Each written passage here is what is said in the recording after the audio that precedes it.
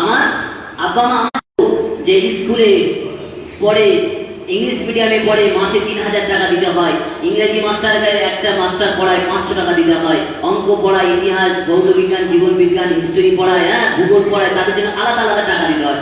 অথচ যিনি কোরআন পড়াবেন, যে কোরআনে এক অক্ষরে পড়া নাকি, সবাই বলো এক অক্ষরে পড়া নাকি, যে কোরআনুল কারীমের মধ্যে সূরা ইখলাস আছে, 3 বার করলে 1 খতমের সওয়াব পাওয়া যায়, তাহলে যিনি পড়াচ্ছেন তাকেও কিন্তু আমরা তার সাম্মানিক পারিশ্রমিক দিতে পারি না। একজন হুজুর বাচ্চাদেরকে পড়ায় মাসে 50 টাকা করে নেয়। কত করে? 6 মাস 7 মাস বাকি, কমাস।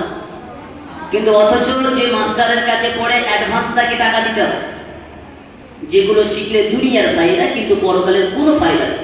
আপনি যদি কবরে চলে যাওয়ার পরে যদি বলেন আমি গ্রাজুয়েশন করেছি, আমি মাস্টার ডিগ্রি কমপ্লিট করেছি, আমি চাকরি করতাম, আমি অমুক দলের